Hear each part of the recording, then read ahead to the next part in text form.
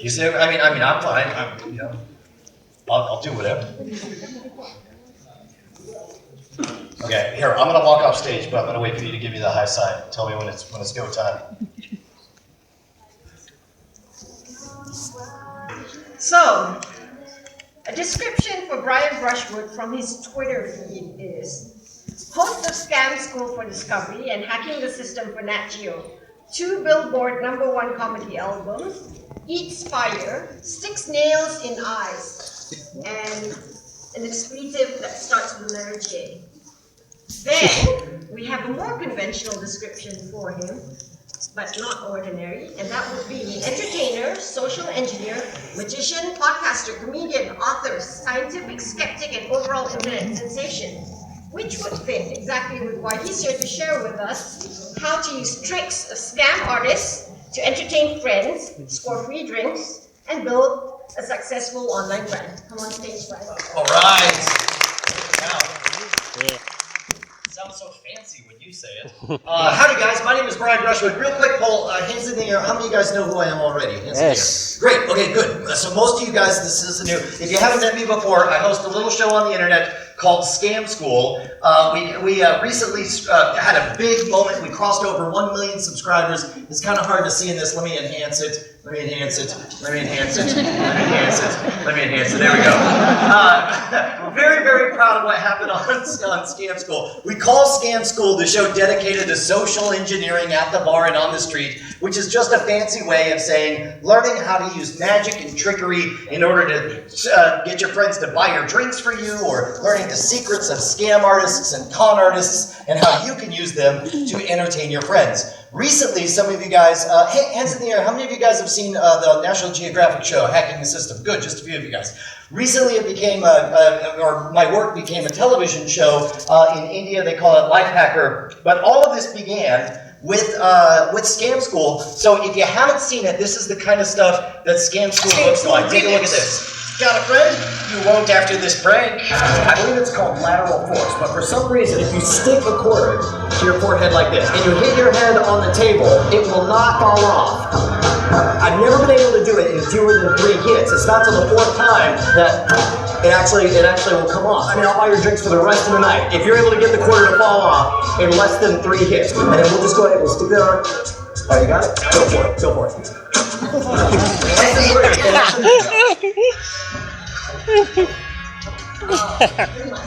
So keep going. You're almost there. It's getting loose. Come on. You're almost there. You gotta do it. You gotta really put. You gotta put muscle into it. My head. All right. Sure. Take it off. Go ahead. Take it off. You really thought that? It felt like it was on. It felt like, how much super glue did this guy use to put it on my head? And then how am I gonna get that super glue off?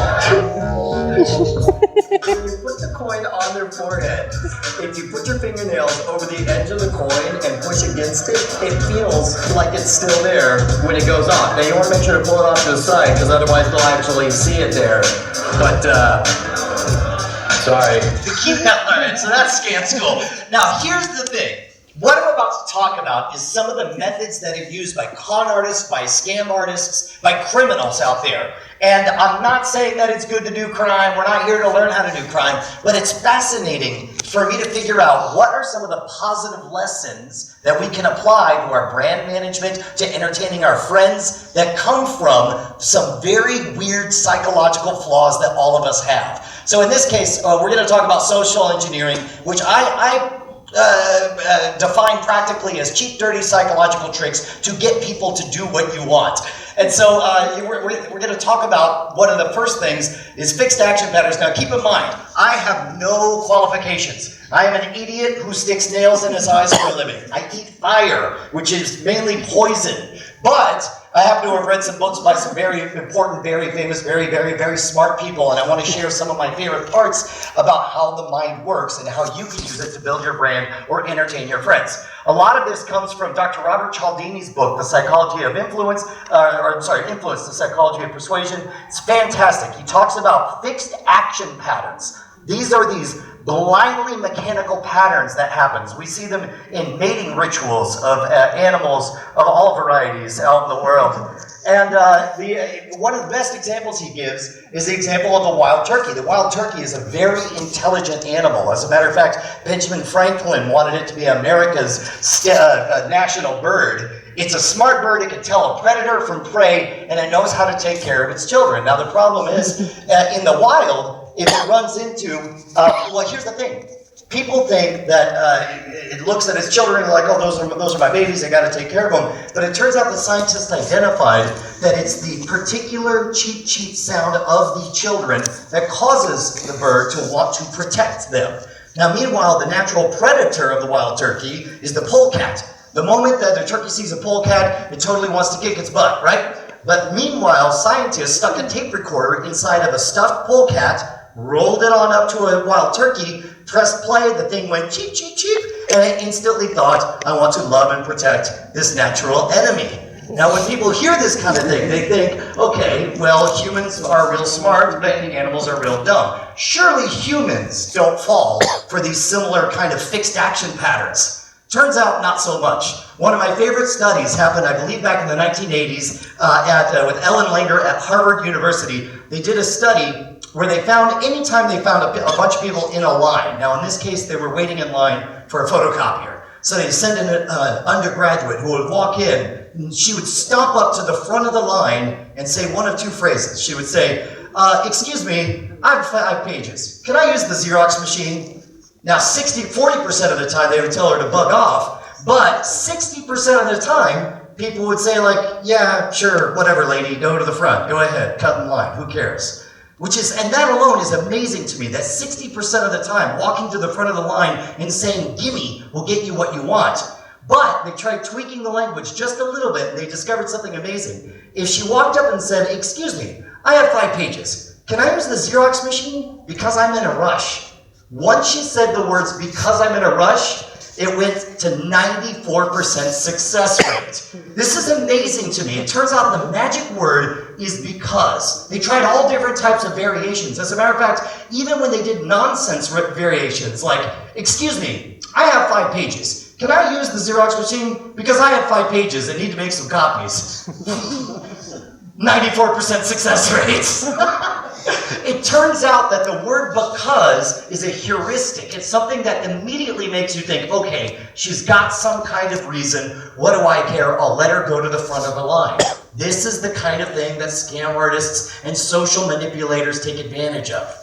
And it turns out that I'm going to talk about 3 different fixed action patterns. The first one is the simplest and probably the most obvious. It's the liking fixed action pattern. It basically means that once you like someone, you're more likely to try to help them out in a situation where they ask you for something. There are salesmen who have sent out tens of thousands of cards that say nothing but, I like you. And then you're like, I want to buy a car. Who should I buy it? I should buy it from that guy who says he likes me. And that's where you end up going. Most of the secrets that we traditionally know are all written up in the book, How to Win Friends and Influence People. It's a super big seller, and all of its advice still stands. There are little tricks, like, for example, I think the way he phrases it is, there's no sweeter there's no sweeter music to someone than the sound of their own name. Learn people's names, remember their names, and use their names a lot, and they'll be more likely to like you. Another thing he mentions is every time you find out someone's birthday, write it in your calendar. Now, nowadays, it's automatic on Facebook, right? Facebook pipes up and says, hey, it's so-and-so's birthday, press 1 to say happy birthday.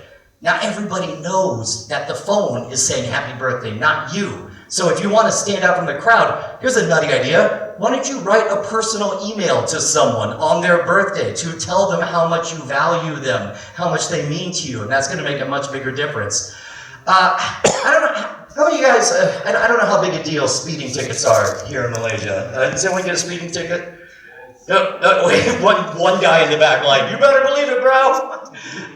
In America, speeding tickets are something that police officers often have discretion. They can decide to give you one, or they can decide to give you a warning. So this is a way in America that we try, or everyone has their own technique. Here's some of the things I say.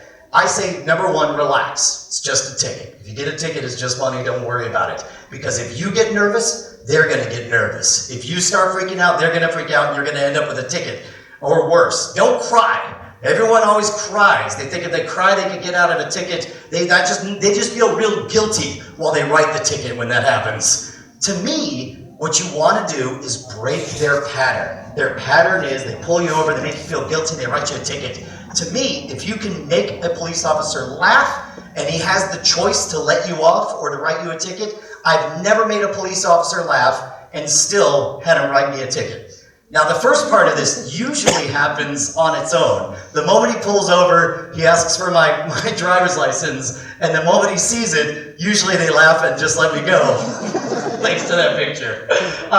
The other way, if they still ask and keep on going, they'll say, oh, I need to see the insurance for this car. I'll say, well, I'm sorry, officer, this is a rental. I don't actually have the insurance's paper on me, but I'm told this will help. And then if that doesn't work, I'll try one of these, and then that's about all the time I got. My friend Brett, the Amtrak around Seville, put it very well. He says, I figure from the moment I get pulled over, I have about 3 minutes to become this person's friend. Because if I was his friend, there's no way he's going to write me a ticket. And I think that's a pretty good way to do it. So, the second psychological backdoor I want to talk about is reciprocation. And again, this is all the work of Cialdini. This goes back 30 years. There's an amazing study by Dennis Regan from Cornell University where they did a fake art appreciation study. They said, we need people to appreciate art and to rate it on how good it is. And they had 2 people come in at a time. Now, what they didn't know is one was a real tester and one was a fake tester. The fake tester was in on the experiment and actually worked with them. They would spend all day rating art, saying whether or not they loved or hated it, and sometime around halfway through the day, Mr. Fake Tester would leave to go to the bathroom. Now, one of 2 things would happen. Either we would come back and they would go back to judging art, or he would come back with 2 Coca-Colas. And he would tell some story about how, oh, I was thirsty for a Coke, and I figured, what the heck, I'd get one for you too. Here, would you like it? And they'd hand him over a Coke, and then they'd go back to rating the art. Now, in both situations, at the end of the day, Mr. Fake Tester would ask, hey, we're doing a contest. And we're supposed to sell these raffle tickets. You might win a car. The more raffle tickets you buy, the better off it is for me. So if you want to help me, can you throw me a few bucks and buy this?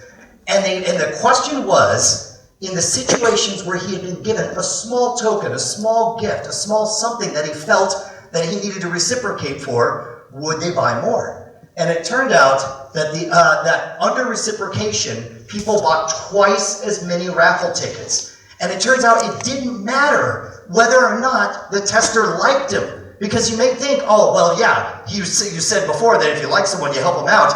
Even when the guy actively disliked the tester, he would say, screw you, I'll take 5. It's amazing to me.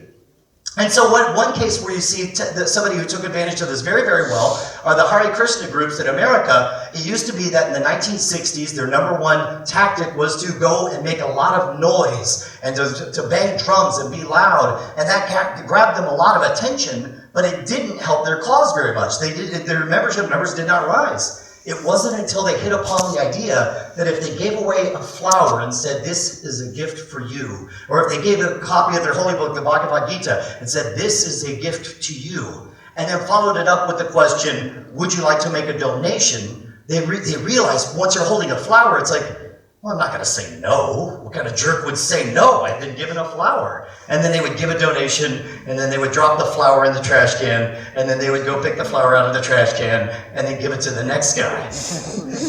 Reciprocation is extraordinarily powerful. If you want to get free drinks, sometimes drinks can be expensive on an airplane, just show up with a bag of M&Ms. And just say to the flight attendant, hey, I know you guys are working hard. I thought you might appreciate one of these. You spend 50 cents, I guarantee you'll drink free the rest of the night. Here's the crazy thing, is that the value of the gift, people say it's the thought that matters. It is absolutely true. The value of the actual gift does not matter. It's not a bribe. It's the thought that you care about someone that people are responding to. So here's the thing. This idea of reciprocation and this idea of getting people to like you, that's pretty much what the entire secret of Scam School is. And I don't mean that as far as the success of the brand. We'll talk about that later. But I mean, I mean, my psychic powers have caused lightning! That was an applause cue, don't worry about it. No, that's, one guy. What I mean by this is that when you go at the bar, now in the case of Scam School, the whole idea is that you use magic and trickeries to get somebody to buy your drinks for free, or to get the girl's phone number. So what we've done on Scam School is we sort of broken down all of this to 3 different categories. You have openers, tweeners, and payoffs. Openers are big visual tricks. They sort of jump out and grab people's attention. I have video of this, but I think it's better to actually demonstrate it for people. One of the things I love about matchbooks is that there's a good 20 minutes of performing and entertaining you could do in a single matchbook. And I know some of you guys saw this in yesterday's session, but I'm going to do it again just to show off. But because you want an opener to be the kind of trick that you can do whether someone's paying attention or not. So in this case, it doesn't always work, but when it does work, it's pretty cool.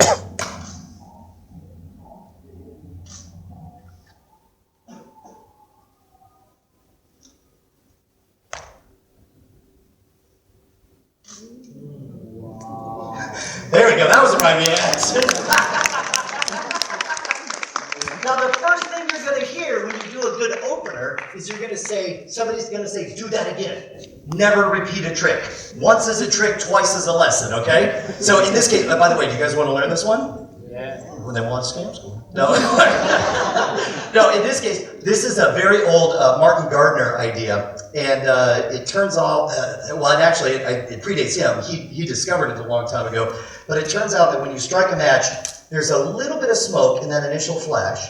There's almost no smoke while it burns. And it's when it goes out, that's when you see the smoke, right?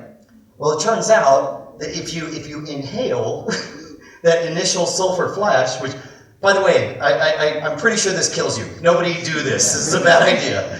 It turns out that one of those chemicals draws out all the water vapor inside of your lungs. So that's actually not smoke. That's water vapor coming out. So what you do is I let all the air out of my lungs as I say, oh, I don't know if this is going to work. And what I'm really doing is I'm looking at the wind patterns. I'm hunching over. I'm going to strike it towards my face. And I'm going to inhale. It's going to tickle a little. It's going to burn. Your eyes are going to water. Just be cool. Act like it's no big deal.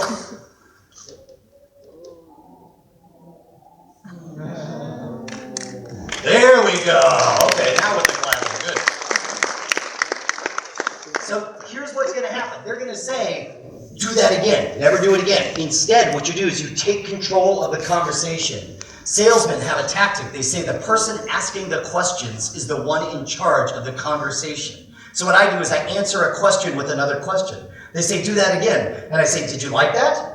Now, what is he going to say? No. Why would he ask me to do it again unless the answer is yes? I already knew the answer before I asked. I say, did you like that? He's like, yeah. And I say, would you like to see another one? And he's like, yes. And so now I've gone from pest to welcome guest. I've gone from this annoying guy asking someone to pick a card at the bar, but instead I've laid a trap because they're asking me and I'm luring them in. Now they have asked me to do another trick and I already have these matches in my hand, so why not follow it up with another one?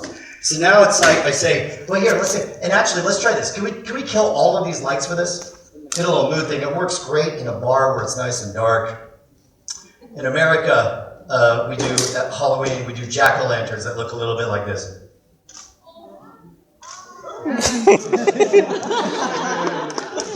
There we go, 3 people clap, that's enough for me. You can bring those lights back up. So in this case, now here's the thing. People will think, well, I don't get it. All you did was you just bit down on it. Number one, that's harder than you think. Number two, all hydrocarbons, whether it's petrochemical fuel, whether it's oil, whether it's wood, if it's made of hydrocarbons, it burns at around 2,000 degrees Fahrenheit. So if you were to put that and just let it sit in your mouth, it will cook the roof of your mouth. You will burn the inside of your mouth. But instead, if you inhale slowly, it draws that heat down into your lung where it spreads it all out in here. Now this is something that's going to take a lot of practice to do. You're going to want to sit in front of a mirror, and by the way, you will burn yourself, just for the record. But the good news is there's a massive amount of blood pumping through your lips and mouth, and so it'll heal fairly quickly. So the biggest mistake people make is they get nervous when they strike the match, and so they come into their mouth and they go, and it goes out immediately, right?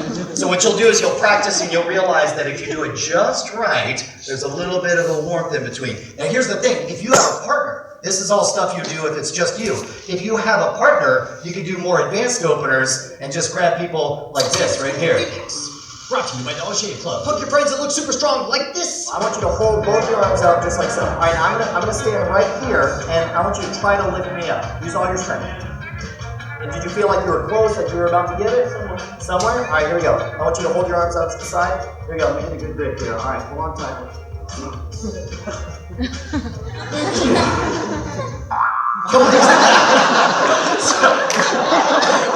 By the way, full credit, that was sent to me by my friend Daniel Garcia, who saw two people doing it at a convention. That's great because that's something that gets everybody else in on the act. You're not isolating anyone.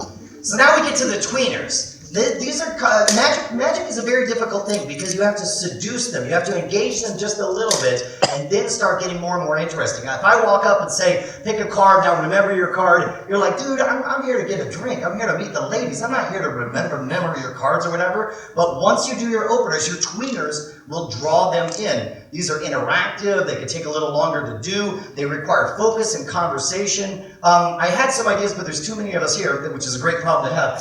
So here's a good example of a Scam School remix. This is the thermonuclear bomb of Scam School pranks. This is one of my new favorite gags, but I do have to warn you guys, this is one that you use to kind of shut down a dick. Take a box of wooden matches. I'm gonna set these like little crazy antennas like this, and I want you to pinch them just like that. Okay, we're gonna hold those right about even. There we go. I'm gonna balance this one on here. Now, with your left hand, karate chop down and break that one on top. Just break it right in half. I will buy you a beer. So, I don't know if you guys, I don't know if you were able to tell from it, but I just realized I'm gonna have to do this to myself. If you set up a box of matches and you set down with these because there's striking surfaces on each side. But this is, as we all learned from Marco's presentation earlier, this is misdirection. The focus is on how even this is. The focus is on holding it tight. The focus is on being very, very gentle as you set it on there. Now make sure not to let it fall. Make sure not to let it fall. And then the focus is on chopping down. And of course, because you're pinching, because you're pushing down, you're not going to do it. It will burn them very, very badly, but you'll laugh very hard with your friends. And then finally, at this point, you've built up value. Now, what did we talk about? We talked about hopefully they like you right now. Hopefully they feel the need to reciprocate. You've entertained them for 15, 20 minutes. And now, this is when you set up a bit of a joke. There's a couple of concepts, social proof and consistency. One thing is that we don't like to say one thing and do another. This was a big part of that book that I mentioned. They had people sign pledges that they loved the environment. People who signed those pledges were 3 times more likely to be good at recycling than those who didn't. Because nobody wants to be the person who says one thing and do something else. So as a result, you figure out a way to trick someone to even jokingly say, yeah, I'll buy you a beer. You say you have a face down card. You're like, if that's your card, would you be amazed? Well, yeah. If that is your card, would you buy me a beer? Yeah. And then you turn it over and it is their card. And because they said it, it will have to become reality. This is a great, this one that you're about to see right here is one of my all-time favorite cognitive illusions, and it's one that was taught to me by Martin Gardner shortly before he passed away. Scam School remix! This is one of the most powerful tricks we've ever taught. We're gonna play a game. Oh, and to make it interesting, pull out a buck. All right, hold on to him here for a moment. Which do you think is more, the circumference around the top of the pint glass or the height from the top of the glass all the way down to the bar? We're gonna vote with our dollars, all right? So what do you say? Do you think the circumference or more is the height? You say the height, so we're going to start a height pile right there. Which is more? Okay, so we got one of each. So we got the circumference pile. What about you? Circumference? Yeah. One in the height, one of each. There we go. All right, that's good. All right. The circumference. All right, so it's 3-2. Pretty good. Now we're going to try to mix up the odds, and I grabbed some decks of cards. You can use packs of cigarettes here. Now the question is, the same circumference, right? But now we've added 3 decks to the height. Now you said height before, so obviously it's way the height now, right? And you're probably wondering, oh crap, yeah, and what about you? You're gonna go to height? All right, so we take one out of the circumference and go to height. How about you? My money's good. Your money's good. You're holding. Go ahead and do it again. How about now? Talking about right here, the circumference right up here. You guys both jump ship at this point. So it's the circumference versus the height from here all the way down to the bar. All right, well, you know what? I'm going to make it even more interesting. I'm going to add another. So we're talking about this all the way down, and I am going to be the lone idiot. So you ready for this? I'm going to be as fair as I can with this. There we go, right? There.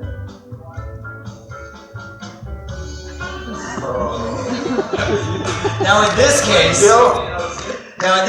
it turns out that there's just a weird psychological defect. We can't perceive, even when we try to estimate, pi 2r squared or whatever for the amount, everything looks longer vertically than it does in the circumference, right? A pint glass is almost a foot around on top. So that's the way you use all these to entertain people at the bar, scam school style. If you want to use these lessons to grow your online brand, you need to look a little bit bigger into some of the darker, I don't want to say darker sides, some of the darker sides of scam artistry. Another psychological backdoor, fixed action pattern, is the way we respond to authority. Authority trappings are incredibly powerful. The costume of a police officer or of a pilot. As a matter of fact, Frank Abagnale is probably the all-time world's greatest con man. He passed over $1 million of bad checks because he figured out, while he wasn't a very good forger of checks, he could pass really bad-looking checks and people would accept them as long as he was dressed like a doctor or dressed like a pilot, because people respected those trappings of authority. And there have been studies. Leonard Bickman at the University of Texas did this amazing test where he wanted to know how many people would jaywalk. Now, I understand, I've been in Malaysia all of 24 hours, so I understand enough to know that you guys don't seem to worry about jaywalking at all. But in the United States, it's a ticketable offense. And so the question they wanted to know was, when people were gathered on a street corner, if one guy started walking across, how many people would follow? And they had him dressed either as a well-dressed businessman or as a guy in some work clothes. And they know, and then one guy would just wait, and it was still red, and he's just like, well, forget it, I'm gonna go. And then they would count the number of people who followed along. As long as the guy was dressed in a finely tailored suit, 3 times as many people would follow him across the street. So it turns out that the trappings of authority don't have to be a badge or anything, although those certainly don't hurt. This is my old business card. It is an authority trap. I created this thing in 2005, and it's covered in, I don't want to say lies, but just all of these trappings of authorities. People look at this, they see laurel wreaths, and they're like, ooh, awards. I could have made those up. It could have said, like, best nose, 1997, underneath. And it's like, but people would be like, oh, well, they must have something to do with it. And think about this. I started off the show by using this trap. I walked in and I said, look at me, haha, this is a funny joke, I'm an authority. But this is why you're still here paying attention, except for those 2 jerks who left. Remember what I said at the beginning? I said I have no qualifications. The only reason I'm here is because I host a show on television called Hacking the System. The only reason I host that show was because we published a book called Scam School. The only reason I have a book called Scam School is because I hosted a show called Scam School. Only reason that internet show started was because I wrote a 26-page booklet called Cheats, Cons, Swindles, and Tricks, 57 Ways to Scam a Free Drink. Guess who the genius publisher of that book was? This guy. It's a house of cards. So, no, don't clap for that. You should be ashamed of yourselves. So, this is why credentials matter. One of the greatest times of my life was I spent a summer touring with some very, very big country music bands, even though I'm not a country music guy. But I would perform out on the Midway, and I had an all-access card. All-access badges tend to be whatever the show poster is with the words all access at the bottom. So if you want to fake your own, you can just go and laminate them. But really quick, what was amazing was I realized that the people who work at concerts, they're not really looking for that. They're looking more at your body posture. They're looking at the way you handle yourself. If you walk through with confidence, if you say, oh no, I'm sorry, I need to get back there because Judy needs me to pick up the thing for the other thing. I'll get back to you. Then people are going to be like, well, what am I going to chase them? They'd let you go.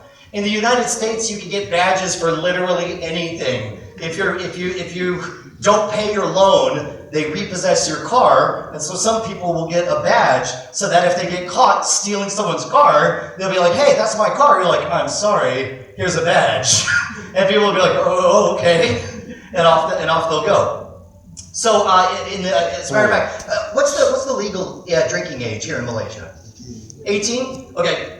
So in the United States, it's 21. So I couldn't get into, a lot of my friends wanted to go out to a local club, and I could not go. And it was not fair, or at least I thought. And it wasn't like I could pass for 21, because on my driver's license, I looked exactly 12 years old.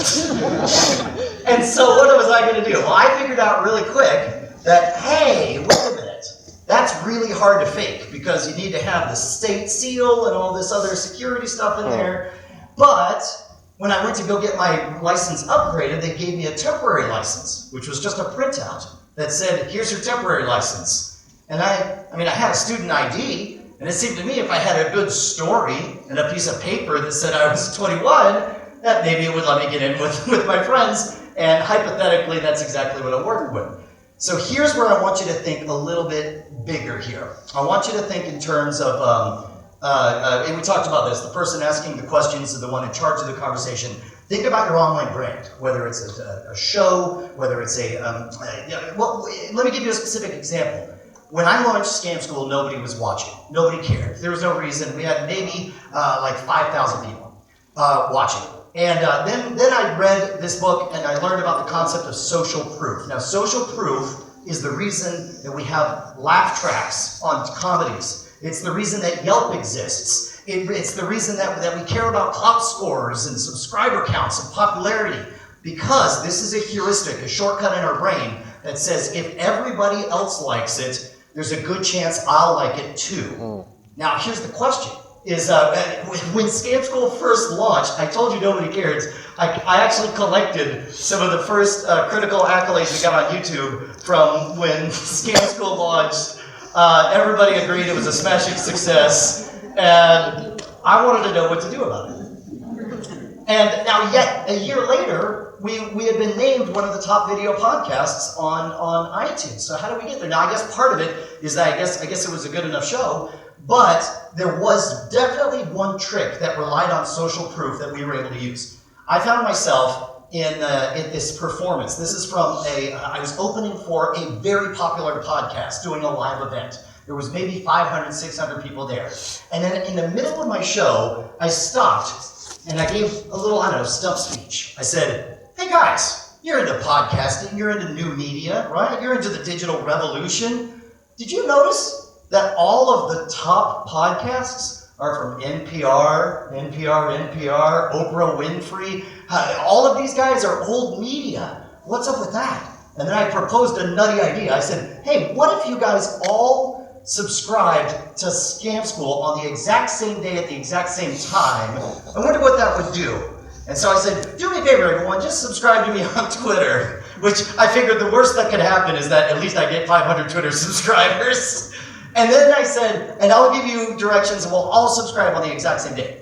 And at 6 p.m. on June 6th of 2008, everybody subscribed, and Scam School went from being to, not in the top 100, to being the number 3 and number 7 podcast in the high resolution and low resolution category. And I was, don't clap. It was a nasty, dirty, filthy trick, and I should be ashamed of myself. But meanwhile, I did get those 500 Twitter followers. Okay, you can't clap for that. But here's the thing. I thought that would have been it. I was like, hey, high five, that was really cool. That's all over with. But I did not understand at the time the value of social proof. Because these had hit the top 10 of all podcasts. That means anyone who was for the first time setting up an iPhone or an iPod would see that these are in the top 10 and they would give it a try. As a result, 1 week later, they had barely moved. Because we had made it near the top, we were sticky and we were staying up there on top. And I'm sure that that's what led us to be on the radar of the folks over at iTunes, so they didn't recommend us all that stuff. So here's the thing. A couple of several years ago, and again, do not clap for any of this, this is not good. We wanted to see how strong is social proof? How much does it matter? You've heard the term, in America we call it astroturfing, which means faking a grassroots movement.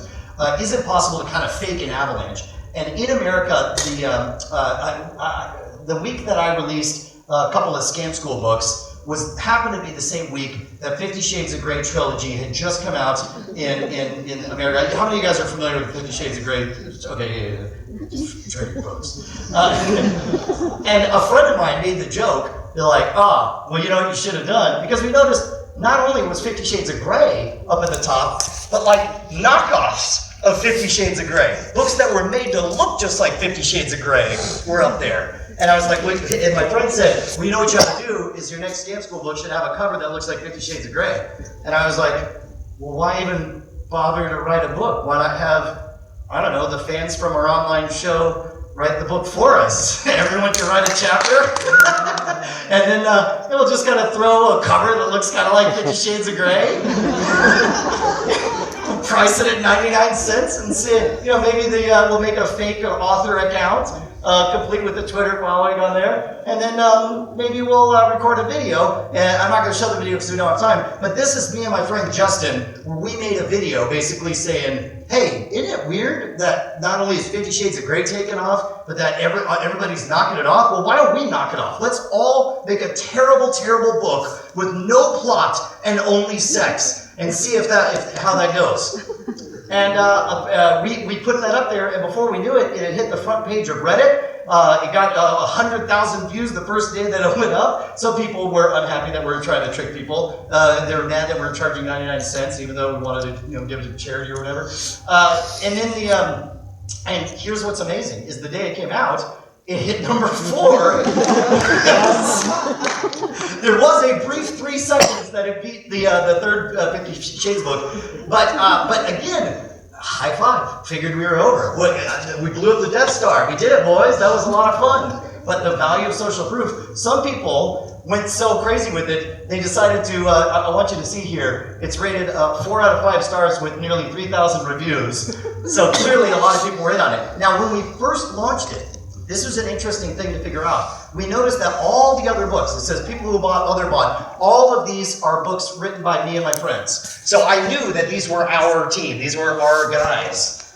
But weeks later, as it became more and more popular, we discovered something amazing. First of all, people started giving 5-star reviews because they thought it was a funny joke. But we noticed that where it used to be all of our friends' books down there on what readers also bought, at some point, it became clear that it was an actual hit with people who love romantic novels because they were buying all these other books. And it became clear that our fake Patricia Harkins Bradley had actual fans that she was interacting with who appreciated it. We had accidentally created a genuine hit. And then before we knew it, the news stories, NPR did a whole thing on there. So here's the point I want to say. And I'm not going to say that's right or it's wrong, but the point is that social proof matters. That's why, and in fact, if I had time, I would have updated this to talk about Kickstarter. How many of you guys have had or plan to have a crowdfunding campaign on Indiegogo or Kickstarter or anything like that for your project? Okay, 5 of you. You guys talk to me later. You'll notice that they all follow a U-shaped curve. There's a tremendous burst of attention at the beginning, and based on how high that excitement is, how much. That's why it's like pre-stretching a rubber band. You want to let the real campaign starts weeks before you announce the actual day of the first part of the campaign, because you want to goose that first part of your campaign to capture the momentum, but so that it skyrockets before it plateaus off. And then finally, shortly before you run out of time, you start screaming that this is it, our dreams have to come true today, or it's the end of the world. So here's the thing I want to bring to you guys today, and we can take some questions here. Whether you're working on entertaining someone at the bar, whether you're looking to score a free drink, get the girl's phone number, launch a successful online brand, understand that in our hearts, we all tend to be the same people who respond to the same thing. and use these tools responsibly in a way that brings value to your audience. But if you're sensitive to the fixed action patterns of liking, reciprocation, and authority, and especially social proof, I think you guys will see a lot of success in your endeavors. Do you guys want to do some questions? Anyone have any questions? We just want to wrap things up. I know we're running late anyway.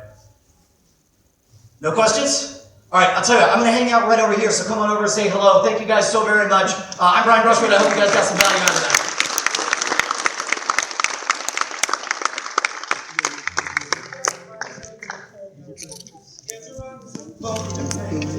So I said, what? Agree politely. I guess that I forgot how bad it was. I let you push me past the break room. I said, but not. So I fell for everything.